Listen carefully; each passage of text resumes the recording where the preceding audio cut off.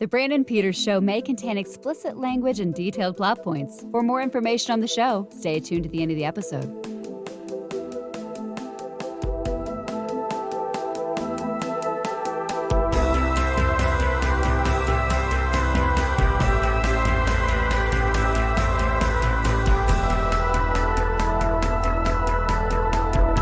And now, here he is, Brandon.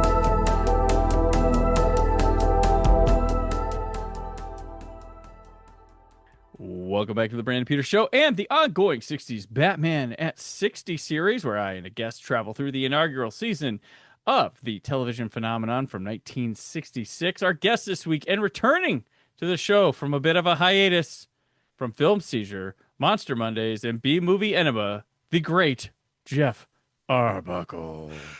I'll take the great. Thank you. You get the great, yeah. Yes, Don't I get you the worry. great. Yes, thank you. I'm happy to be here, ready to talk about this Bat episode. Bat-episode.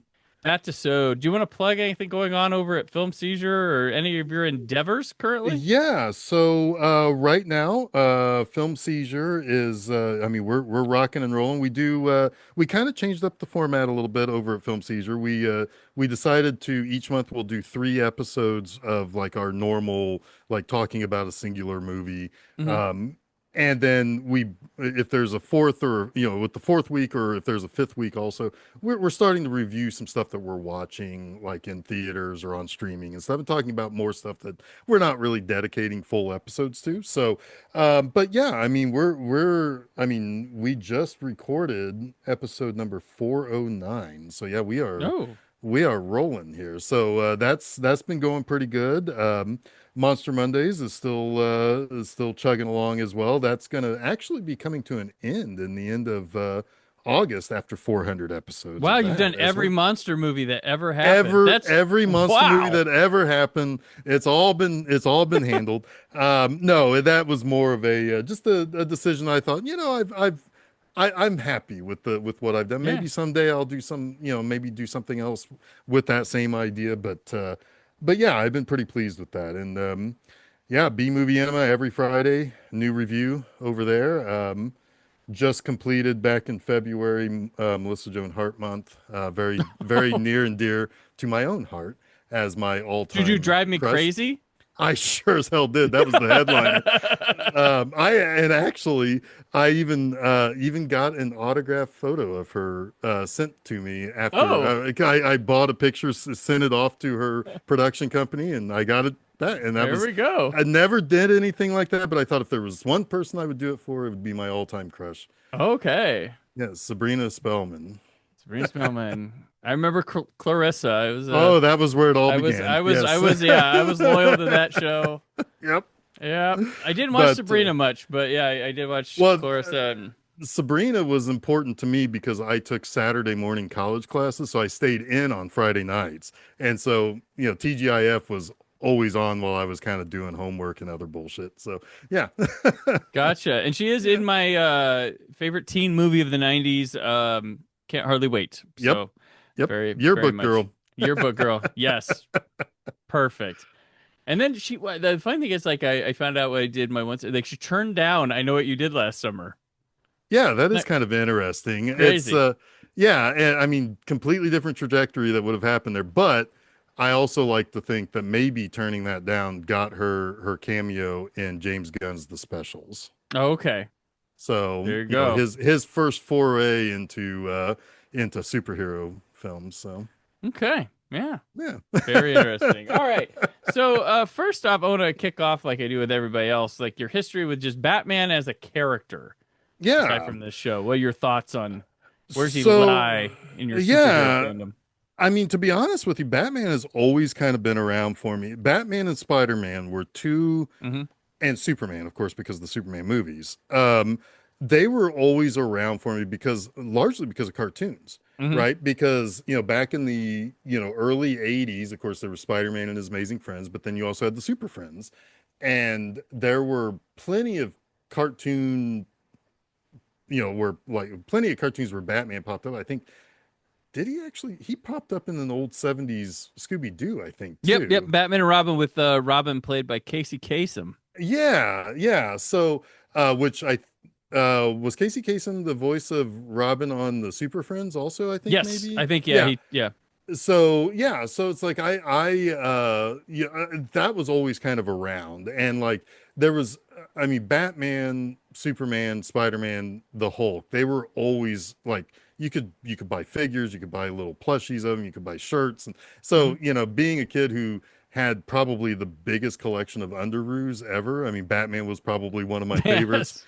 I also had a little Batmobile pedal car when I was real little too, and so I would kind of cruise around on the backyard in that. So yeah, Speaking of the one issue I have either of Secret Wars or Secret Invasion was from a pair of underwear my mom got me when I was a kid. It came with a comic book, and yeah, it's that one. It's the one with the that big giant. It's in bad condition. I still have it because it's one of my first comic books, but it was a Secret Invasion one with the big giant guy with a white shirt on it. I can't remember his name, but the Beyonder, Beyonder might have been, yeah. yeah, And it had a Spider-Man black suit.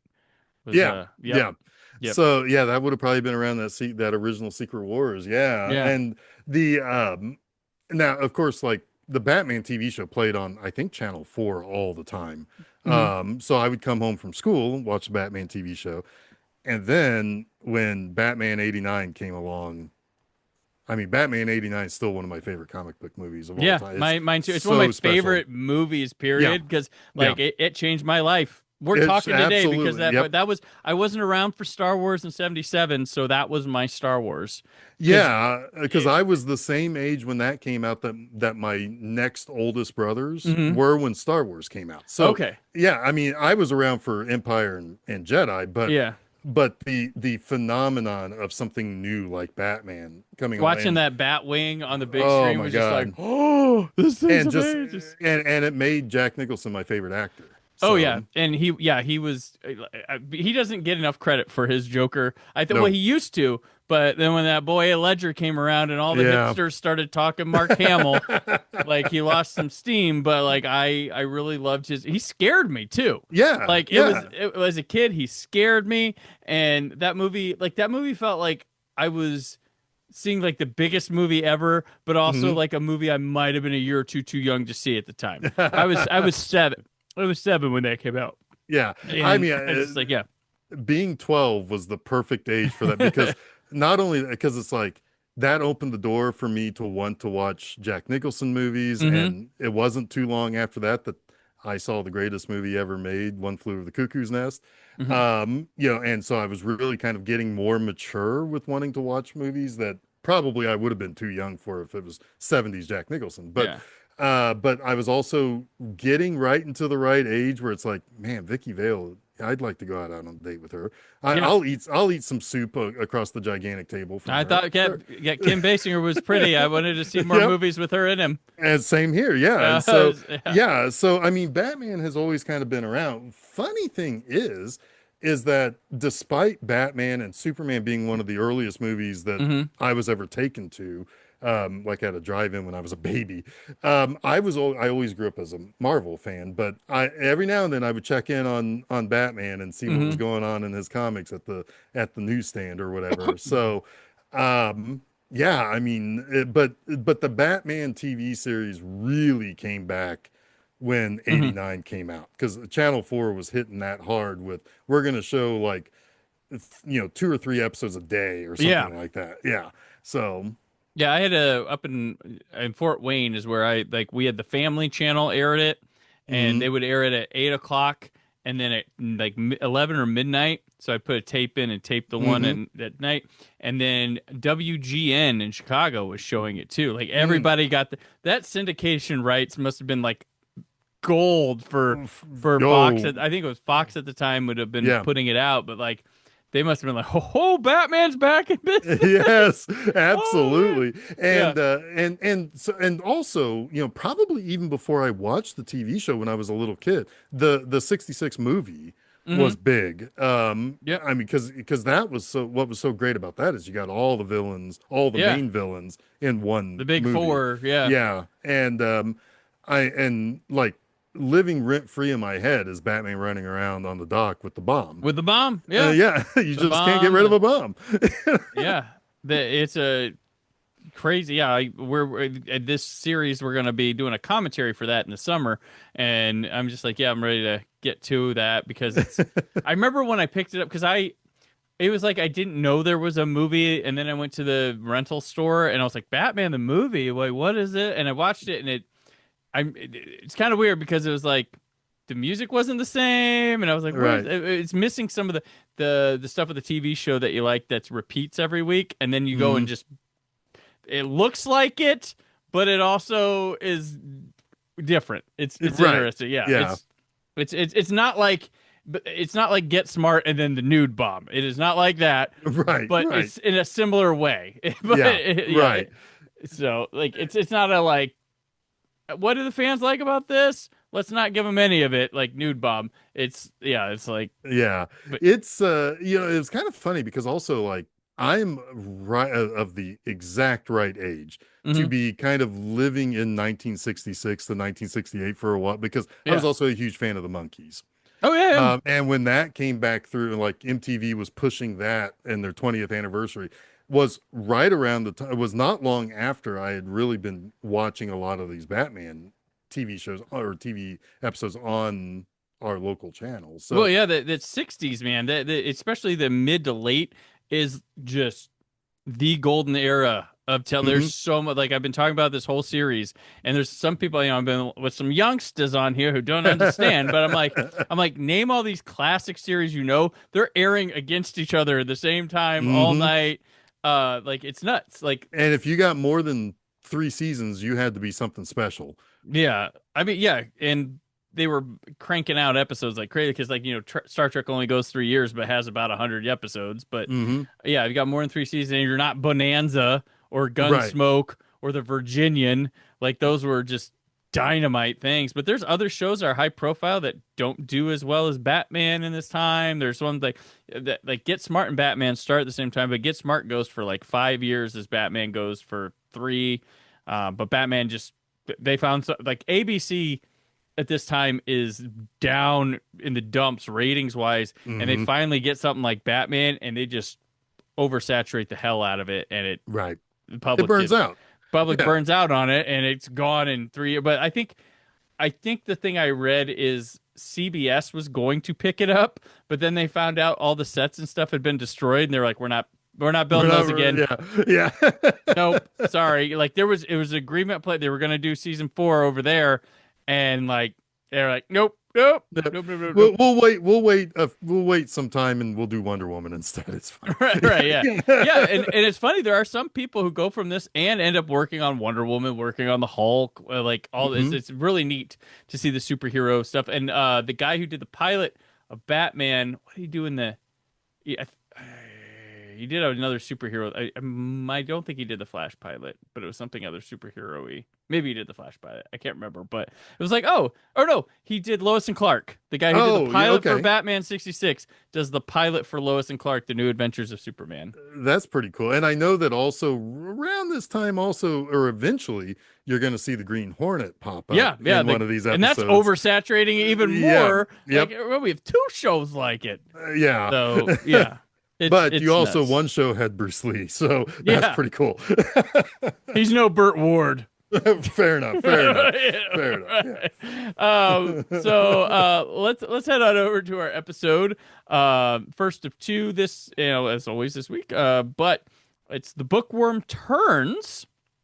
In this episode, the Bookworm is out and about in Gotham. He's been around. He fakes an assassination of Commissioner Gordon, which brutal. And then I was like, That's pretty dark. dark. I'm like, what the hell? And through that, there's clues. He tricks Batman into rescuing his girlfriend. Hmm.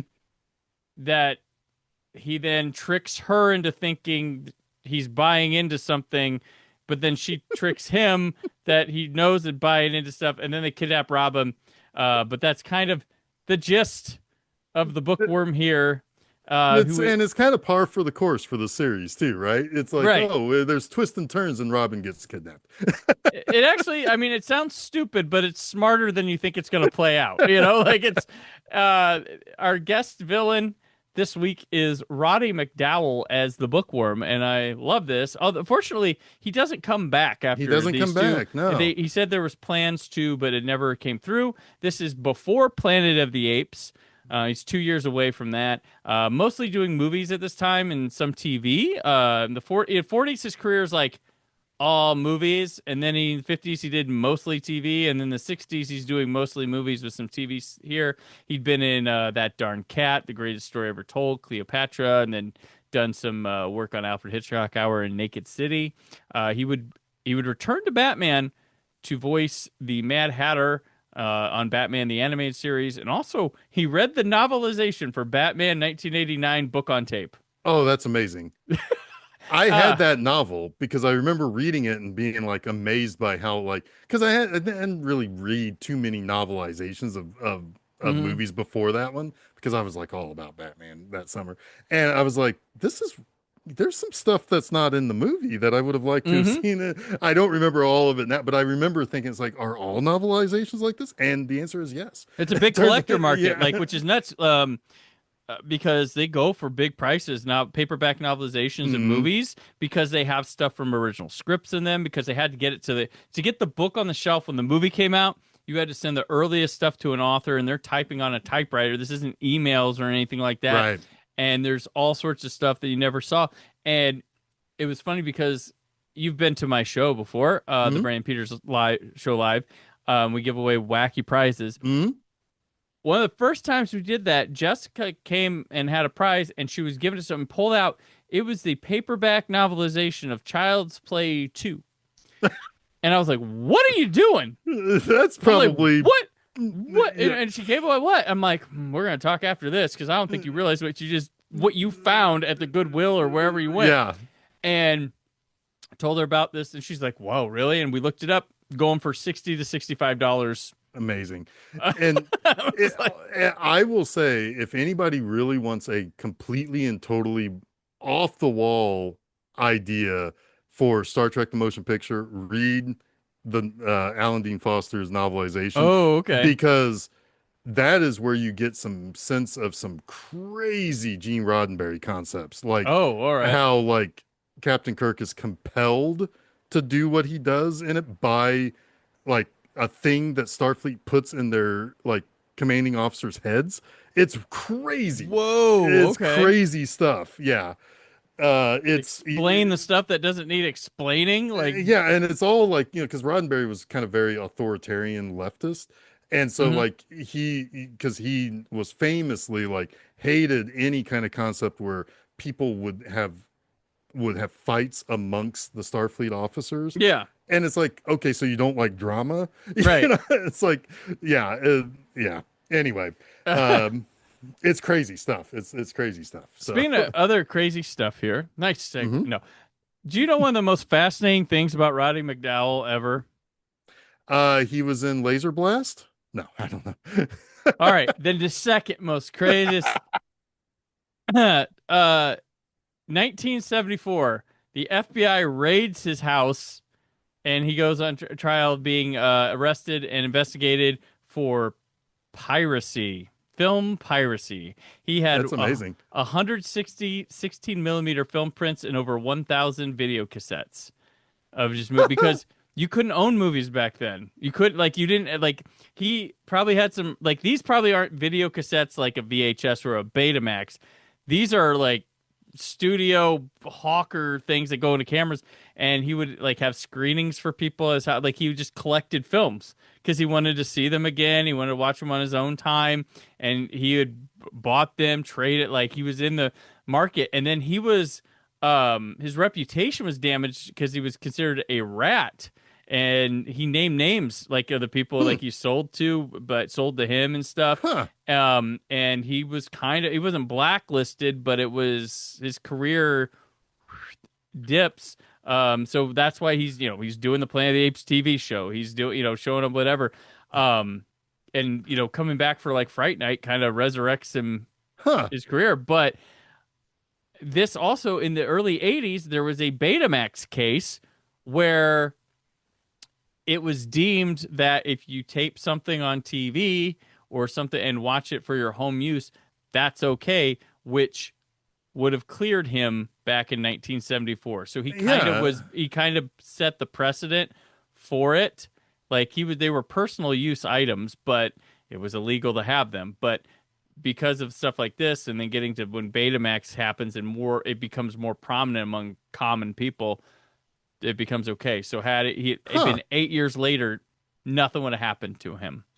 That's kind of like like some of the early like internet like like the fair use fight and stuff like Mm-hmm. that started. It's like there because yeah, that's crazy because like things change and now all of a sudden somebody who got in trouble for one thing wouldn't have gotten in trouble later and Mm-hmm. Yeah. but yeah, they're completely and totally either ruined or they're blacklisted for a little while, but that explains why he's in Laser Blast then. Yeah. Need to check. And I've always liked Roddy McDowall. I used to Sure. love they would have on the Sci-Fi Channel, they have Planet of the Apes week and he'd host Mm-hmm. it. Yep. Roddy McDowall is and you're watching the Sci-Fi Channel. Always liked seeing him and things. Our other guest here is Francine York as Lydia Limpet, his partner in crime. And so this is going to lead to something else, but she was discovered and used in plenty of films by Jerry Lewis. Nutty Professor being one of them. Had a bigger career like in TV, being in Lost in Space, I Dream of Jeannie, Perry Mason, Green Acres, Bewitched, Mission Impossible. As always, I note she did a Columbo, and then also starred in Days of Our Lives for a while. And then Byron Keith, he reappears again a second time as Mayor Linseed. He appeared last time in the King Tut one. But speaking of Jerry Lewis, who's in this, I'm going to skip to it. My rope climb, celebrity window cameo. Yes, we have one. I thought it was going to wait till the movie because we'd gone this whole season. Jeff, you landed on the right episode. You got the celebrity window cameo with Jerry Lewis, and he says, "Holy human flies!" and and he recognizes Robin, but he has to ask Batman if he is indeed Batman. Yes. And I love during this climb though too. There's careful, Robin. Both hands on the rope, bat rope. Yeah, that was pretty good. And I also like the I also like when they get up there and they realize where it is, then they have to reverse climb. Right, yeah. Reverse climb. He says it too. Reverse bat climb. Yes. Oh, go back. Yeah, that's the first that they didn't complete a climb. They had to go back down. Yeah, it's like it makes me wonder. It's like does Jerry Lewis like pop out again? I was like, come on, like they should have done another pop out. But but he was have Dean Martin show up. Right. Obviously having Francine York here helped that out. He was probably hanging around and she got him in there. So this begins a trend. Our director here is Larry Pierce. He comes back for the King Tut two-parter and the Liberace two-parter in season 2, and he also does 2 episodes of Green Hornet. So he's in the circuit here with the Batman stuff. Career, he started in TV in the 60s, but goes on to be mostly a film director and he did like 11 episodes of Touched by an Angel and the entire miniseries of North and South Book 3. Which you remember that was a very popular. Yes, my mom loved the North and South miniseries. Again, I mean Jonathan Frakes, Will Riker's in those. That was where North and South was how my mom ended up discovering and falling in love with Patrick Swayze. Yeah, that was a bit. Yeah, he was doing that, and right as his career was breaking out, and like those were like I don't think people realize we don't talk about them anymore, but the North and South thing, they would do like I think like Time Life was selling them on VHS. Yeah, like you'd have to call like Time Life to get them, and it's like North and South and the memorable movie. Yeah. And people. I mean, like miniseries were a big deal, but I mean because they also had Shogun back then and the Thornbirds. Well, just in the 70s and the 80s. in early 90s, the miniseries and the TV movies, they gave a shit, and they put back, and they Hmm. had talent behind the camera. They did, like, because I mean, Salem's Lot just came on 4K recently, Hmm. and watching that, and I'm like, God damn, like Yeah. this is TV. This is a Yeah. TV movie, and it's fucking amazing. And Yeah, I mean, and then you've got like people like Steven Spielberg cutting his teeth in the early 70s on Duel, TV. yeah, Yeah. Duel, and you have Duel John, and Something Evil was the other one he did. right? Yeah. John Carpenter doing Someone But Watching Me and Elvis. Hmm. You've got, and just like big name people showing up for things, and they were just, the Sunday night movie was a thing, man, and Yeah. they would rerun those as I'm doing Summer of '86 at 40 right now, and that's going to be dropping here in a couple weeks. Shameless plug, but going through that, they rerun TV movies all the time, like through Yeah. that, like Saturday nights, Sunday nights, like mini series, like it wasn't just one and done, and you'll never see it again. They would, if it was popular and stuff, they would play it, and then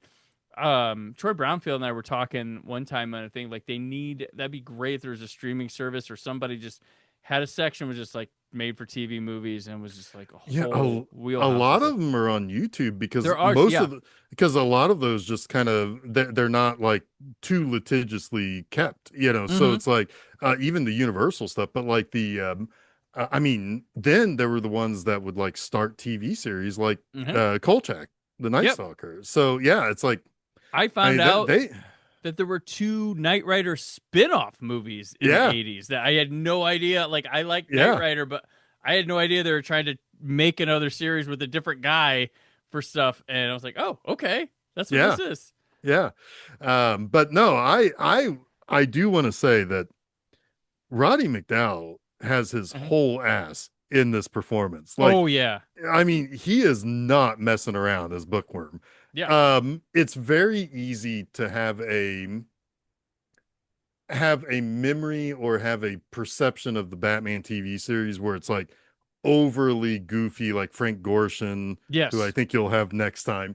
Yep. And like Cesar Romero just hamming it up. But there are times where it's like Bookworm gets a little scary at times in the like Mm-hmm. he gets really angry. And it's like it's scary how like over the top he's not messing around here. I like that he feels like, of all the villains, like he feels like he has a plan. He feels like he's worked on the plan, and he is sticking to that plan, and he will get, he's devious, he's smart, he's thought it out. Like, it's really really interesting in comparison to everybody that's come before. The most ridiculous thing is his outfit is like super Yeah, he can't sneak up polishy, on and anybody. he's got the big lamp on his. Yeah. But McDowell plays it straight, and that's the Yeah. best thing about it. Yeah, he's not he understands he's a cartoon character, but he is giving it his all. Like he is a Mhm. real professional here. And because like I love the idea that he calls himself the master of stolen plots. Mm-hmm. It's like that's a really clever idea. It's a clever thing to give that character. Because yeah, everything he does is it's for whom the bell tolls, or it's as Batman just randomly pulls out of his ass at one point, the Sherlock Holmes story in the publication year. Right. He leaves it like, so. My clues section here, riddles or clues or whatever. Yeah. He has a Sherlock Holmes clue that is sure Batman, and then the For Whom the Bell Tolls book, which is, as Batman says, it's the grimmest warning we've ever had. Right. And he even like, well, the title comes from this poem, Mm-hmm. and so which that comes back later too, another one. But yeah, it's I mean, like this episode feels more serious and a little more grown up Yeah, than it'll what do you that. typically think of. Yeah. So there was a run there where I and my guests were like, this is a little bit more grounded than I remember this, and then Yeah. it was like 3 episodes in a row, and then it got silly again, and then like, yeah, you get to there was a Joker one that was really dark, and then at times, and then there's this one that's pretty serious. I mean, it's like what you and I were talking. The opening has a sniper take Mhm. out Commissioner Gordon on a bridge. He's not dead. It was a guy, a swimmer, diver that he paid to look like Gordon and jump off the bridge. Yeah, They show Gordon's body going down. Yes, The off the bridge, bridge. too. Like, off Yeah, the bridge. Like, and so... yeah, it's crazy because like two things that I made note of at the very start of the Bookworm turns is number one, the commish is chatting up the swimsuit model babe before they cut the ribbon, and Right. it's like, damn, Jim, get in there. But like, I now wonder, is that Lydia? Mm. Oh, I don't I know. hadn't thought about that. I mean, I didn't go back to check because I actually just thought about it like 5 minutes ago. But I like the idea that although, well, there's a sub note to this, but there's no fat on these bones because like Hmm. the moment the bookworm gets focused on in the TV, Robin's like, that's the bookworm. What's he doing there? That fiendish book guy or whatever. And but then I also was kind of thought like, oh, I was kind of robbed an origin story. You know, it's like where what is book? But It is I not like Lydia. it isn't. Just Okay. I just yeah, it is not her.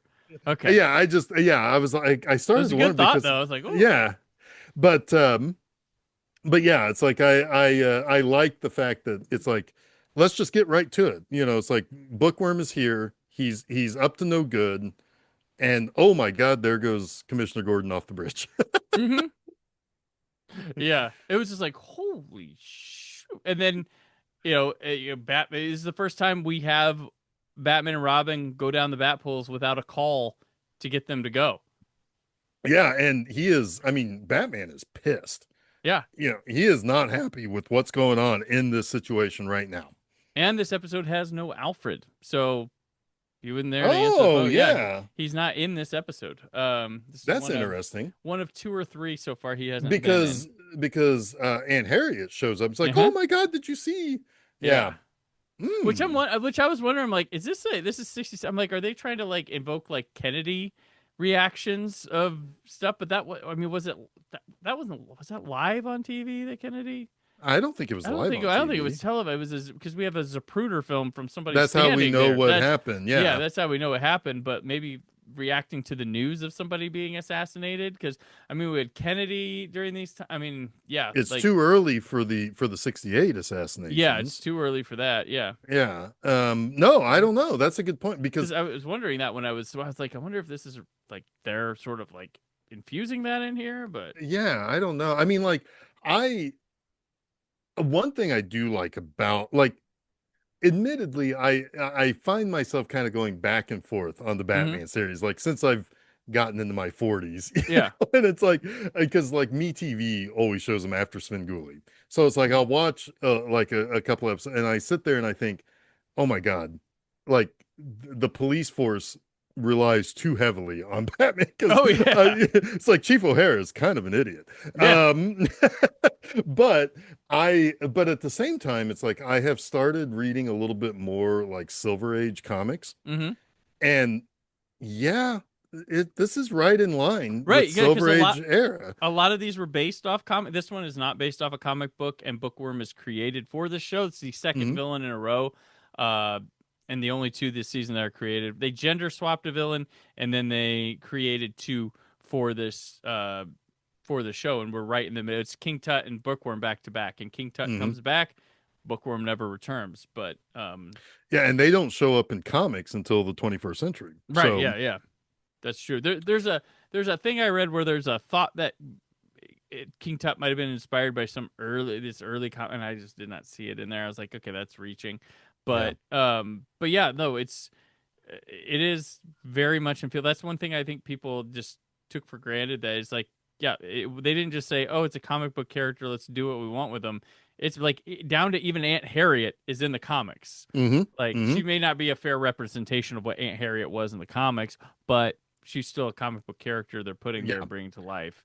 And the tone, the quick to like answer riddles and Hmm. stuff like that. It's Yeah. like that's I mean they were very peppy paced because Hmm. Silver Age books were one parters. Yeah. You know, it's like you got one issue that told the whole story in When like there's like, three or or four three in chapters. a, there'd be Yeah. three or four stories in one comic. Yeah. It's Yeah. like And nuts. so yeah, it's like so, you know, it's like while I can say that it's like me personally, I don't know if I give you a lot of credit, Brandon, for going through so many Batman TV series episodes back to back to back to back. But like I do appreciate the tone and the pacing of it a little bit more Hmm.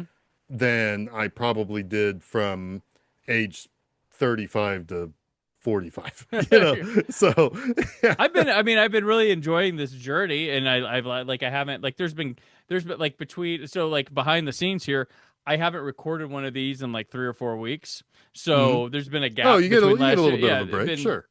yeah, and it's been a lot of fun to share it with people and talk and like see their reactions and stuff. And I'm enjoying going back through them a lot, just because, just respecting and like learning things about it and stuff, because Yeah, it's one of my favorite shows of all time. sure. But yeah, like, I haven't, it's been a while since I've gone through it all, and it's one of the few shows I used to have every episode on VHS tape, taped off Mm-hmm. TV back in the day. And yeah, I have the wonderful Blu-ray set that came out, because I'm like, well, I got to grab this, because who knows when these. And now that Disney holds the rights to having to agree to do this show, and they just laid off their entire home entertainment Mm, uh, department. Yeah, yeah. don't know, but and I Sony's doing their Blu-rays now. Like, I'm like, this ain't gonna happen again. You gotta, like, if you right. can find this show on DVD and Blu-ray right now, I'm telling you, buy it, because who fucking knows? Right. Yeah. And I can't imagine they put it on Disney Plus because of all the Marvel stuff over there. It's like, Hmm. I Well, don't yeah, know, I but mean, you have to have, well, I mean, the show has to be an agreement between Warner Brothers and what is now called 20th Century Studios. right. That's how they have to put it out. 20th Century Studios can put out the movie all they want, but in order to release some form of the show, and they had it on digital to purchase or rent, or I think just to purchase, and then, like, it's not available. Like, I still have it on my Fandango at home, but you can't buy it on Fandango at home anymore. Mm, Like, mm, it's kind of yeah. crazy. So, Yeah. I will say one thing I was thinking about also is like I wouldn't mind now going back and watching some of the old Adventures of Superman mhm, shows yeah. because I feel like those are a little bit more in tune, even though those came out during the Silver Age of comics, those feel a little bit more in tune Hmm. to the Golden Age Yeah. before the sci-fi type stuff because they could only do so much with Superman. But I will say that watching these Batman episodes, it's like they are very vibrant. They're Hmm. very colorful. They remind me of what an old comic book would look like. Yeah. And I appreciate that more and more now Yeah. than I ever used to. No, So, yeah, no, yeah, agreed. Like, it's like, there's the whole phase of watching this show as a kid and getting into hmm it, not seeing the humor and all that, to being too cool for it and being like, wow, that was silly, and then realizing, sure. oh, they meant it to be silly. Yeah. Oh, and then you're like, going, wow, colors and just style and all, like, doing the Dutch angle like, all Oh, those. I love the Dutch Oh, angle stuff. and Yeah. oh, can we talk about Bookworm has an awesome headquarters? Yes. Like, the library looking thing with the book. And there's a point that, only because we have these cleanly restored and stuff, they hand him a giant book to, like, read, and it's a phone book. You wouldn't have been able to Yes. tell in Yes. 1966. You wouldn't have been able to tell that it was a phone book on your TV, on your tube television. But now restored, you're like, oh, that's a phone book, because you see the Yes. pages and you're like, it's a phone book. So that's I kind of the love fun. how I love that he reads so fast by just running his fingers. It's Oh, like, yeah. oh, it's like that's some like Lieutenant Commander Data business there. And I Just love the thing with him is he could read so much and take in, but he can't write. He's not creative. yes. He You're can't right. do it. He can take in all the stories, but he can only regurgitate them. Yeah. Yeah, and yeah, it's yeah, that's I like that. I love the other thing I love as a joke and as just something to chuckle about is how everything is labeled. Mm-hmm. Oh, yeah. It's like, oh, even I mean, of course, the Batcave has everything labeled, but the Bookworm's hangout, he has to be able to say these are his old rare books. Yeah. Old rare book. Yes. Yeah, and but no, oh, so there's a moment that guffawed at. Okay. Batmobile's driving along. Oh, we got to turn around. Deploy the Batmobile parachute to turn around to do Oh, the yeah, yeah. 180. Mhm. And then you got the parachute pickup service. Right, yeah. There's just some guys that are just waiting around. So funny thing is that blue van that they're in Yeah. is this van keeps showing up in the show like as different van, like so in this story it is the news van in the opening at the bridge. Oh, yeah. It is the bookmobile, and it is also the parachute pickup. Like it keeps showing up, and this one is like, it feels like it's egging at me because I noticed it, and I've done my research and found out it is the same band. And it's like I picked up on it every time it's been used, and now it's like, ha, oh yeah, check it out, here. It's like, okay.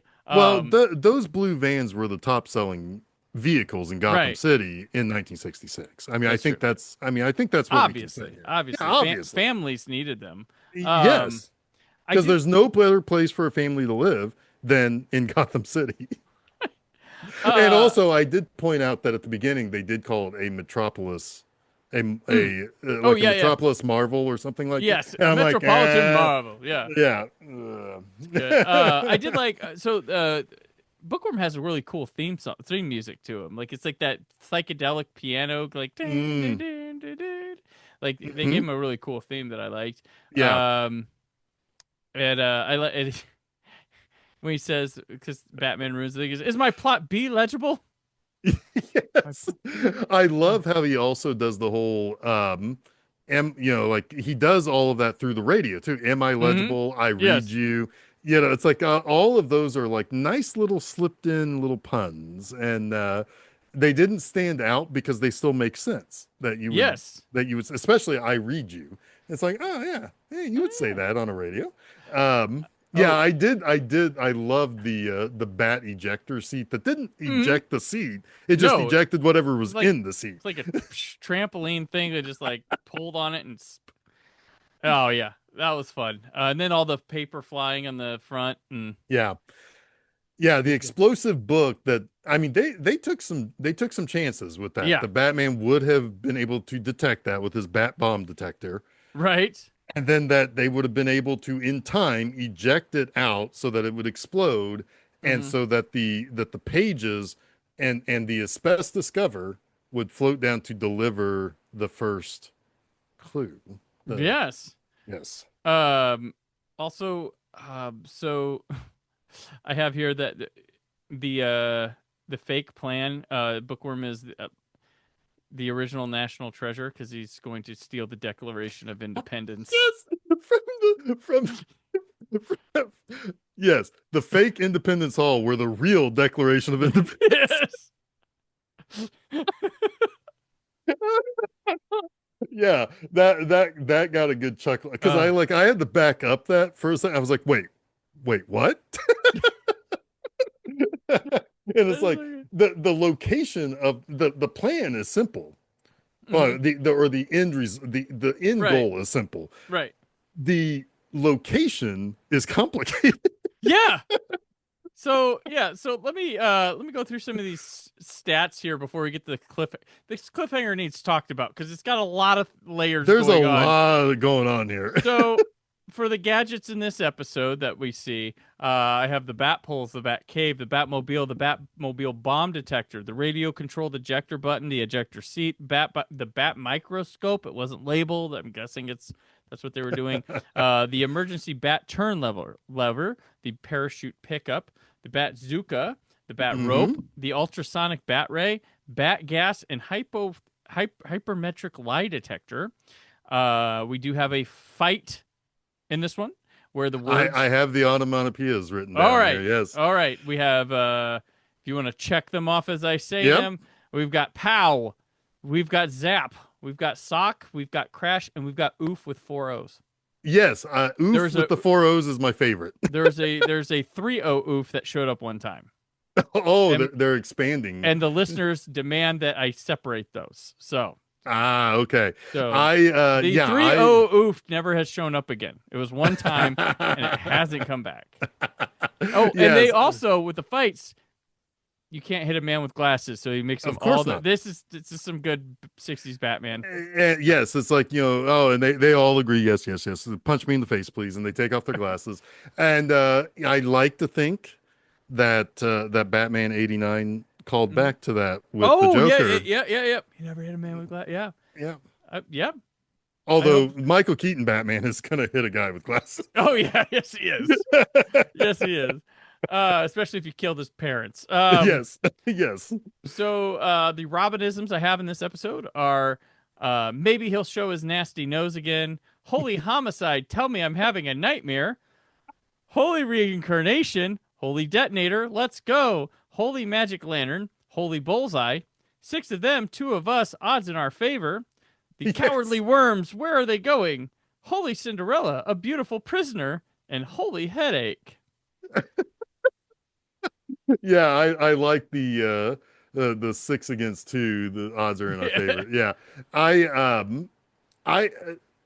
I do have a quick question before we get to the big cliffhanger here. Yeah. What exactly was the fake assassination plan? Because it happens and never comes back. Yeah. So because Commissioner Gordon just comes in to the city hall. Right, well, he got the idea. So the Bookworm paid a guy who is a diver to dress up like Commissioner Gordon and jump off the bridge, acting like he got shot. And he also had made sure he had one of his guys be a police officer and pull over Commissioner Gordon so he couldn't get to this. And then Commissioner Gordon immediately shows up at the Gotham the hall, and O'Hara has a good laugh about it. And then they throw the book on Batman. So maybe they were like, well, if we kill Gordon, Batman will go to the park in front of there. And that's because or maybe put fear in the heart of the city. Or I mean, I guess, but at the same time, it never really comes back, and they can't blow up the Batmobile. No. I mean, we'll get there eventually, but they can't blow up the Batmobile. So it's a lot to give up a clue. Yeah, I mean, because when I saw the little blurb about what this episode was about, I was like, oh, there's a whole assassination plot that's fake. Oh, okay, so then maybe, Commissioner Gordon will be out, and so they'll be a little bit like taking the head off the snake. They don't really know what to do, and they're scrambling. No, he just comes in 5 minutes later. Yeah. And he's mad. He wants, and he threatens to send O'Hara to the sanitation department, right? Because that's like a gross, job in Gotham City, I guess. Jeff, I'd like to think when Christopher Nolan was making The Dark Knight and faked the Commissioner Gordon assassination, he was paying homage. Yeah, to the Bookworm terms. This episode happens to be a like a Rosetta Stone for future darker Batman. Right. Stuff. Yeah. So, but maybe they had to bring him back in to lighten it up. They got people to be like, "Holy crap! I'm going to stay after the first commercial break." And maybe some kid. They were afraid kids would start crying or something. Yeah. I mean, I guess, but because I can't help but to say that stayed in my mind for an entire hour. Yeah. So it's like, oh, well, what was that all about? But I mean, it was a hell of an effective opening. It was just like, I didn't remember it, but I was like, whoa, this is nuts. I'm like, how are they going to explain? This show explains things. Just hang tight, Brandon. They will explain. They will explain themselves. Okay, so here we go. So we're gonna get this cliffhanger where the Bookworm sets up a situation where he's gonna play on Batman's soft side by putting his girlfriend in the back of the bookmobile, tied up, where Batman and Robin will have to rescue. Batman is very famous for his soft side. Yes. Right. So they go. And they decide, him and Robin are like, all right, I don't trust this. Yeah. I've got a plan. Okay, so they gas her and take her back to the Bat Cave where they hook her up to the truth-telling machine. Right, labeled. and they get it out of her. What's going on here? Like, all this stuff, and then they take her back and put her back where she was in the bookmobile. Yes. And act like, hey, what's up? And then they figure it out. He's like, we're gonna play along with her plan, but they don't know that we know we're playing along with the plan. Batman leaves Robin with her, and then she's like, hey, will you read to me? Like, no. No. Yeah. And then so she reads to Robin. Robin picks a book that gasses him, and then she's like, all right, so like he did the thing, but then I like don't remember stuff, but then like I think he knows that it's he's like, oh, so I know that he knows that we know, and we're gonna do all right, cool. And they kidnap Robin and put him in the clock tower, and he's gonna like either smash him against it or just his head's gonna explode from it ringing. Right. Batman went the wrong way. And yes. And he's inside the Wayne clock tower, named after his, in memorial of his father. In 60 seconds, they specifically say 60 seconds till midnight, and that's gonna be the end of Robin. And the death knell sounds tomorrow, same bat time, same bat channel. And that's our cliffhanger at nighttime too, so it's extra creepy. But they got it is extra. They got a really good upshot. Of the Robin and the Bell, and then the Bookworm and all his goons. Like, I'm like, wow, it's pretty fucking impressive. That was pretty good. And I do like the callback to For Whom the Bell Tolls. Yeah. Because it's going to toll for Robin. Yeah. Very cool. So yeah, that's where we leave off. So now we'll move on to As Gotham City Burns. With our special guest villain is the same, guest stars the same. I want to mention, because I didn't at the top, these have been written by Henry Valertz, career TV writer through 1974. He did write a Star Trek episode, season 3, episode 8, For the World is Hollow and I Have Touched the Sky. Yeah, that's some rough times in season 3 there. Season 3 of Star Trek. Yeah. But every time, it's funny with Star Trek, I'm like, I better name the episode, because a lot of these people write Star Treks or Star Treks. I'm like, this is the one they were on, so we don't have to answer the questions like, which one was it? It's like, look up his name. So I will name the Star Trek episodes when people do that. So I love the narration. Like, oh gosh. So as much as it was to set up that cliffhanger, it is infinitely worse to get out. So Batman and Chief O'Hara run into each other at the place he's not supposed to be. And Batman's like, uh-oh. And they make sure they tell us how much time it is before the actual thing. Literal ticking clock in the episode, yeah. But like before that, and then Batman meditates on the street, and he goes, and Commissioner or Chief O'Hara's like, blah, blah, blah. And Batman's like, don't interrupt. I'm trying to fathom the subconscious of a deadly criminal. Oh, yes. And so... with his little bat with his arms crossed over. Yeah, like he's a Dracula. Yeah. And then he's trying to remember to come up with a clock for whom the bell tolls, and comes up with the Wayne Memorial Clock Tower. He's like, Chief O'Hara, we haven't one big Benjamin second to lose. And so Chief O'Hara gets there and attempts to shoot the clock tower. Like, yes. He tries to shoot the face of the clock, but it's impenetrable. Yeah. And then Batman shoots the Bazooka to the lightning rod on top of the tower, and then he shoots one to the hands of the clock, and then he attaches the lines into the nuclear power source of the Batmobile to send charges that I guess stop it from happening. It's gonna stop it from happening. There's no big effect or anything. No, it just stops. It just stops. And he tells Chief O'Hara, it's like, you may recall from school about the positive charges repelling one another.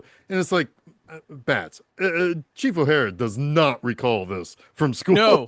No. And then like, it just looks like Batman needs a jump like the whole time, but like it looks cheap and shitty. Like kind of like, it's just funny that it's like, oh, I guess we got him. I guess we're for all the pandemonium and all this stuff going. I was like, he's done. All right, it's not gonna ring. It's not Yeah. gonna rain. And then, but I will give it. Adam West fucking goes for it during this whole Yes. ordeal. Like he is. Oh Yeah. man, I never questioned his commitment to Batman. right? No, uh, it's yes, he is like I going always for it. say. In 19, there is Shatner as Kirk and there is West as Batman, and those are just And they brilliant. appeared together in an Alexander the Great movie. Right. And Shatner would join when they did the cartoon continuations of this as Two-Face later on. Really? Yes, because I they always didn't know that. he was never able to get away from Star Trek to guest on this show. And they ended up doing because they did a Return of the Cape Crusaders animation and that was a uh, hit. So they did another one and brought William Shatner on as Two-Face I with Burt really Ward dig and the ideas. it's the last it's the last performance of Adam West, I believe, is that cartoon movie. Ah, So it's I'll have to look. I'll have to look that up. Yeah, Burt Ward, Julie Newmar, Adam West, and William Shatner. So All right. Yeah, yeah, I'm gonna have to get on top of that. So yes, yeah, yes, this whole say because this isn't the only time where it's like the cliffhanger is it turns out to be a dud. yeah, It's like, but at the same time, it's like, yeah, you're right. Adam West really going for it. He's trying to match the energy that Roddy McDowall is bringing. right, yeah. It's nuts. I'm all for it. It's just yeah. So this one, the bookworm decides to steal a cookbook from Wayne Manor. Yeah, his Just brain drenched mind has come yeah, up with this plan. he just wanders into Wayne Manor, like gasses Alfred and, and Aunt Harriet, and it's like, they have a cookbook just on a coffee table in a Yes, glass case.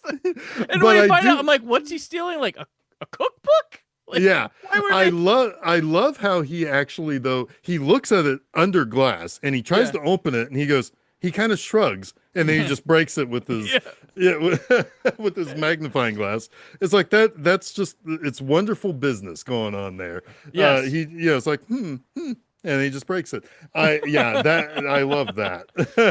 Oh, it's so good.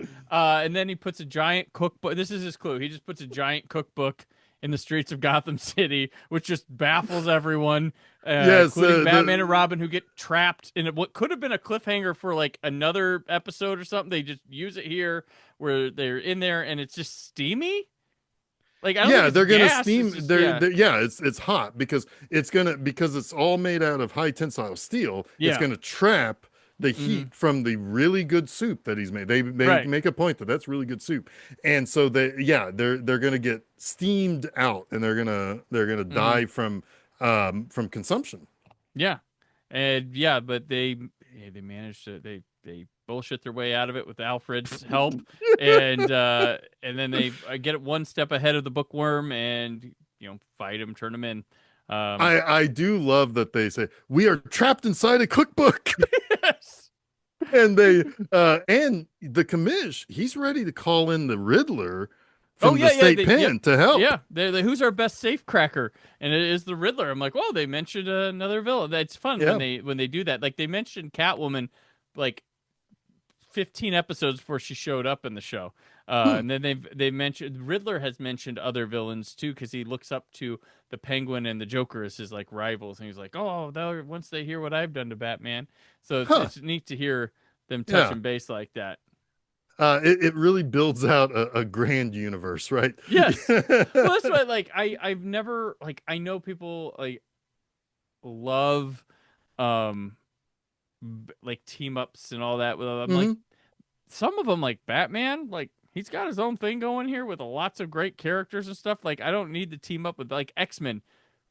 That's such a thing. And like in movie sense, adding that to the MCU, I'm like, holy crap! Like that's a lot. X-Men can just be its own, and you make Mhm. great. Like they've got so many great characters. Spider-Man can be his own Yep. too. They can do stuff like some of them just work on their own like well enough that you don't need to add more stuff to it or Right. like yeah, we don't need I Captain Cold. We've got Mr. Freeze over here. We Yeah, don't, exactly. Yeah. And I do I do like that that the bookworm specifically calls the soup bat soup. Bat So soup, then yeah. I was like, wait a minute, is it really? Because they think it's pretty good.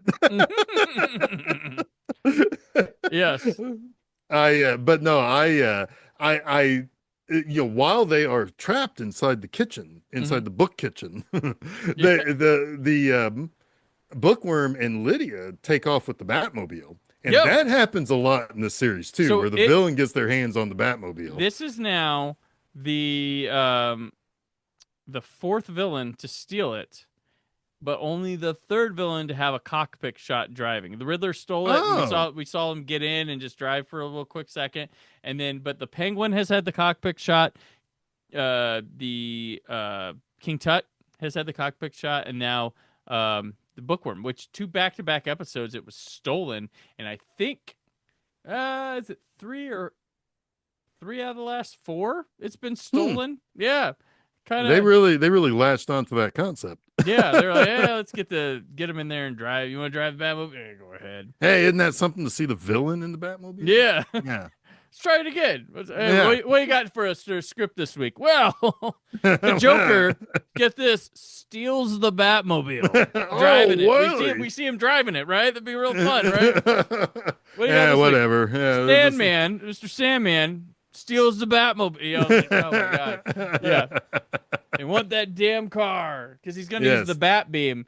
Is what he wants the Batmobile for primarily. because that's going to cut through the fake Independence Hall Yes. vault to get to the real Declaration of Independence. But what they get is Batman and Robin. They get Batman and Robin, and yeah, they, Bookworm. I like. He's a villain that doesn't fight. He hides. Yeah, he hides. He collects but, the glasses from Yeah, everybody. he collects the glasses, but he and Lydia hide. But then I like how Batman and Robin do like a total like high school bully thing to him. Yeah. They just like slap the He's like, oh, he comes out of there. Just like, wow. I also it's Commissioner Gordon really drops a really harsh like term on Lydia at the end, because she says something, or no, she's reading the book The 100 Greatest Crimes, and he scoffs at her and says, "You abandoned child." Oh yeah. And That what? there was an episode where one of Robin's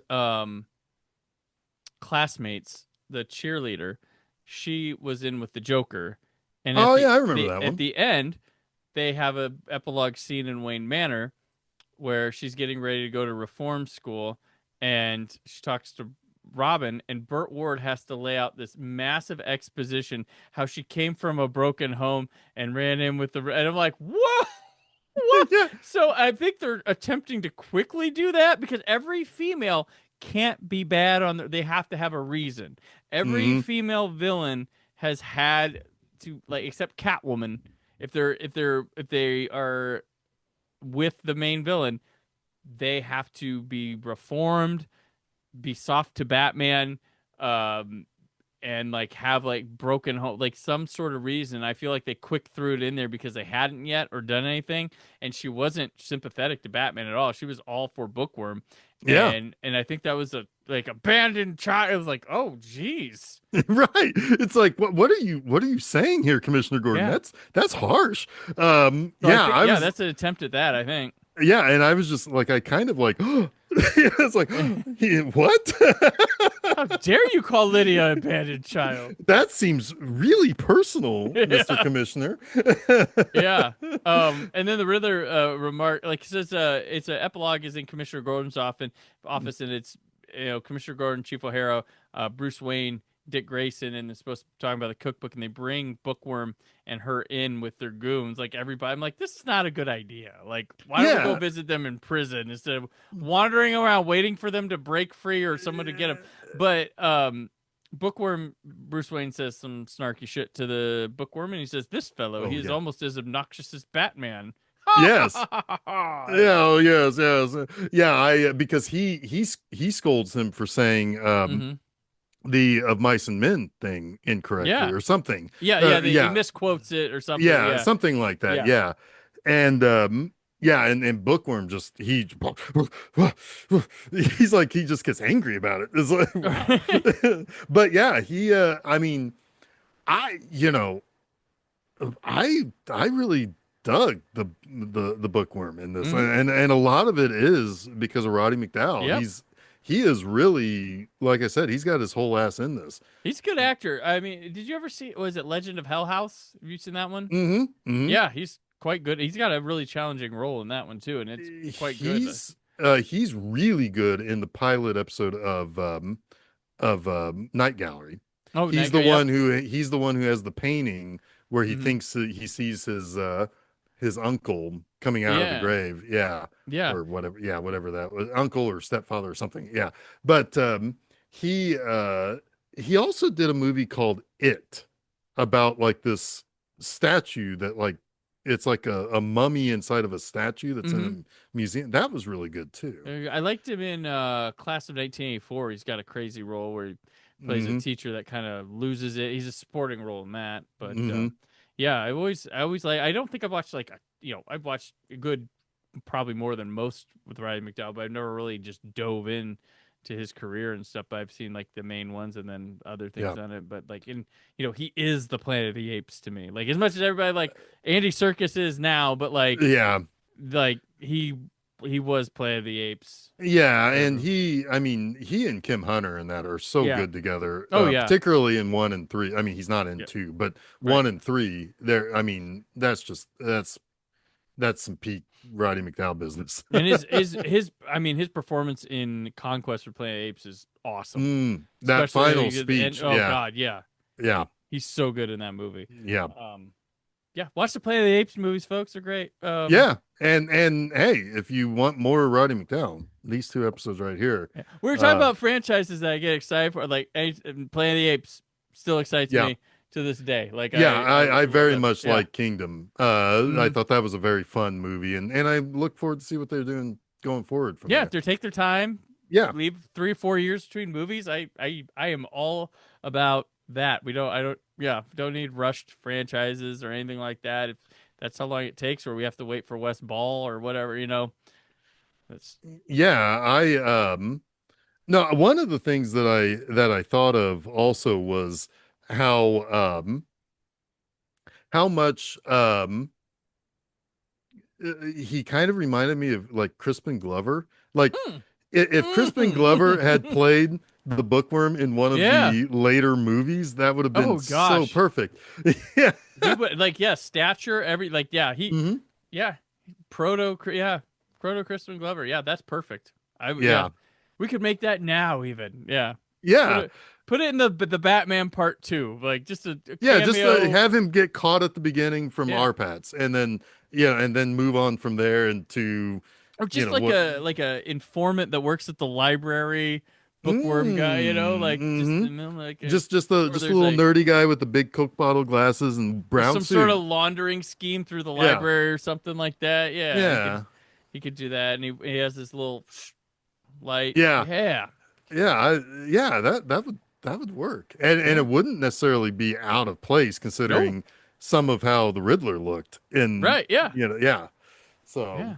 But hmm. we don't use libraries to research anymore, so I guess that's Yeah, maybe it's specifically a Gotham City thing. There we go. Yeah, I'd do that. I'd do It's that. it's the Wayne Memorial Library. Memorial Library. Yeah, kind of check these these cookbooks that we have Yes, in a special yes. cookbook section that are valuable. Or what? This is what they call it. They called it priceless first edition cookbook. Yes. A- Sure. And the big cookbook, Batman says, "Careful, the recipes in this book could be explosive, Yeah, I would have thought maybe deadly, deadly, something." but explosive was taking a leap. But man, Yeah. Well, they did it's have been a a book trying blow couple up on days. them. Yeah, exactly. Yeah, Previously. exactly. So yeah. So let me go through the stats here for this episode. We have the gadgets here. We have the Bat-Zooka again, the Hmm. Batmobile, the Bat Cave, the Bat Phone, the Bat Recorder, the High Energy Radar, the super powered Bat Magnet, which is like big and color. It looks like a pre-Nerf Yeah. design thing. I was like, oh, I didn't expect that to be a gun. yeah. It's like it is a rifle size. It's interesting. Then we have where's that bat radio walkie thing. They referred to it different things. Mm-mm. The voice actuated circuit, the anti-crime computer. Oh, this is a classic one. Gotham City plans and views, which I don't know if Batman should have. You know, Right. like I mean, well, it's Dark Knight. You know, yeah, it's the precursor to him right, knowing everything. right. The bat beam and the automatic feedback circuit. And we got a fight. So Jeff, I'm sure you kept up with these. Yes, So I did. I have clonk with a K. Yes. I have thunk, whap, zock, and then zam, which has no punctuation. Yeah. It's just, that's not the first time it showed. These are all. There's no new words in this one. We also have wham to have it. But yeah, we have no new words this week. They're all recycled ones. And as I go to my season tally for these, first place, it just has run away with it. There's no one's catching it by the finale. It's Pow with 15. Of course.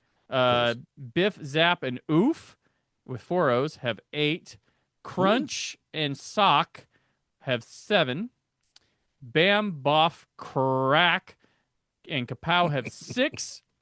Zwap, Zlonk, Swoosh, Thwap, Crash, Zock, and Wham have 4. Crunch with a K and Thunk have 3. And then with 2, Bonk, Rack, Thwack, Awk with 4 Ks. Clunk, Zam, Eow, Kunk, Ouch, Clank, Clonk, Whap, and Zam have 2. The rest have 1. Isn't it weird that like Zam, like, you know, like, because Zam comes in between Zock and Wham, both with 2 exclamation points. Yeah. But Zam doesn't have an ellipses or an exclamation point or anything. Zam. Zam, I am whatever. Zam. What are you Now, saying? I will say that in the first episode, when they used Crash, that was a little underwhelming. Like they ran into like an empty box and it just went wham, or Crash rather. And I was like, it seemed out of like time too. And it's like, boy, they really just needed to get well, I had one. It was weird. A couple episodes ago, there was one where like the word came up and then like changed to another one, like it was like hung on something and loaded another real fast. But it was like wild. 2 words. Yeah, it was really crazy. But it was like 2 words in one punch. It was like this, nope, this. Yeah. So it was it's the special bat, like the rope-a-dope, right? It's right. Like, yeah, they load one up, but they get you at the other one. Yeah. Yeah, true. Okay, Robinisms from this one. What a twisted scheme of events. Holy tome. Holy stew pot.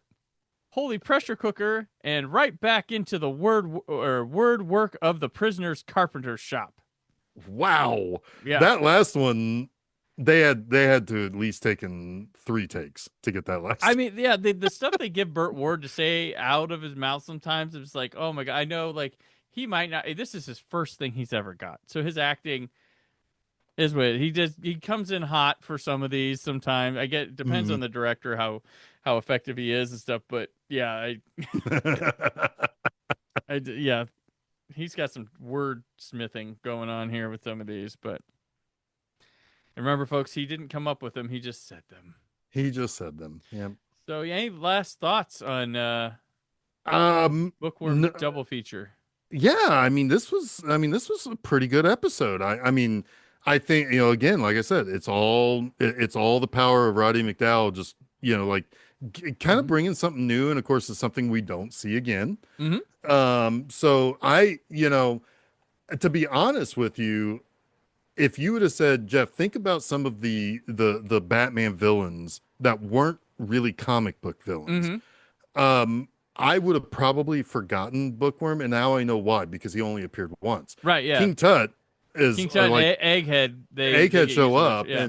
and you know, and so it's like, yeah, and I even remember the cowboy guy and Ma Barker and those, you know, it's like I remember those before I remembered Bookworm, but then I realized, oh no, this and now I realize what it's like.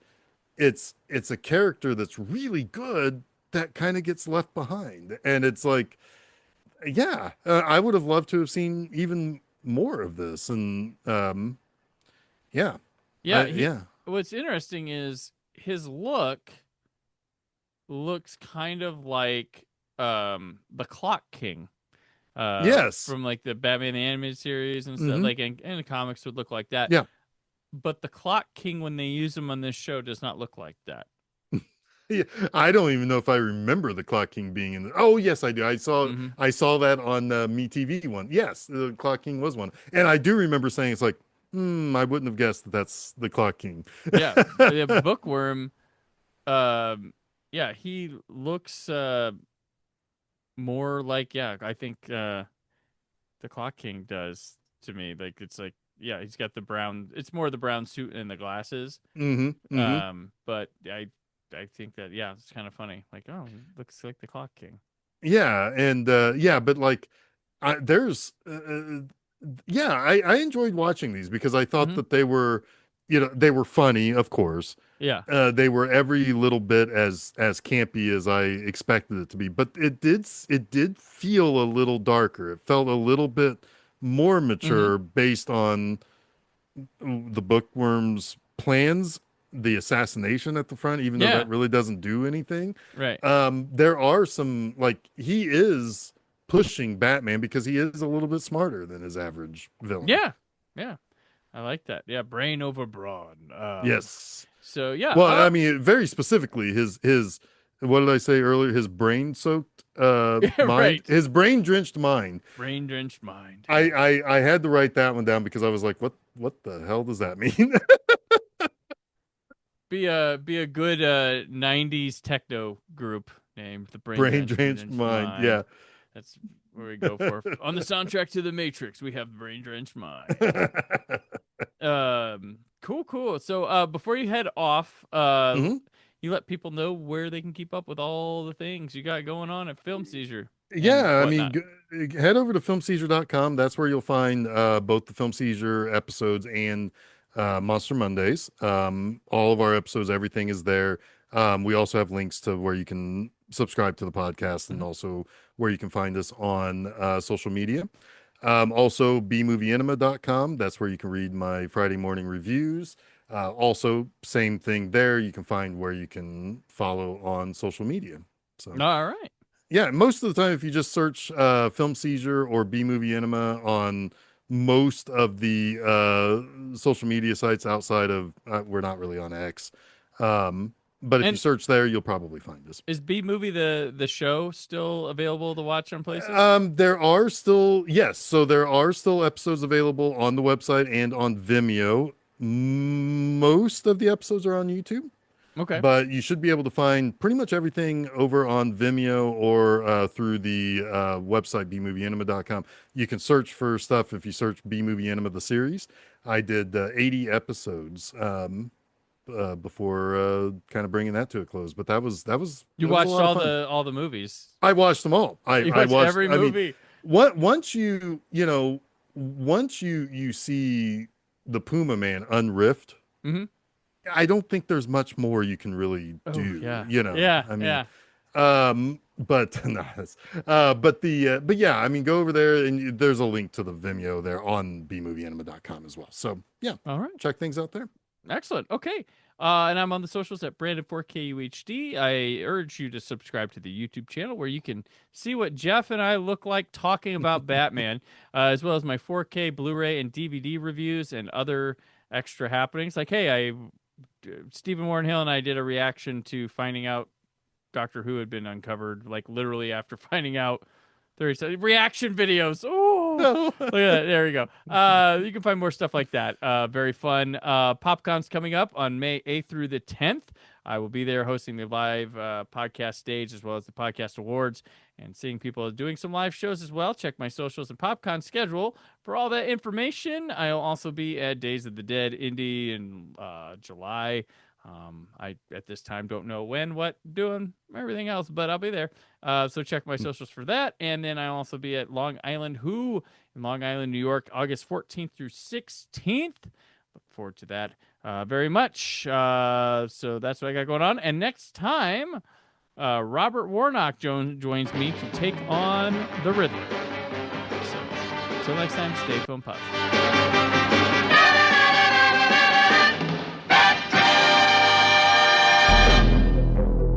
Thank you for listening.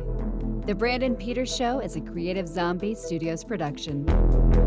Produced by Brad Shoemaker and Brandon Peters. Written and edited by Brandon Peters. Announcer vocals by Jessica Alsman. Theme song by Metavari. Web design and show art by Brad Shoemaker with Brandon Peters.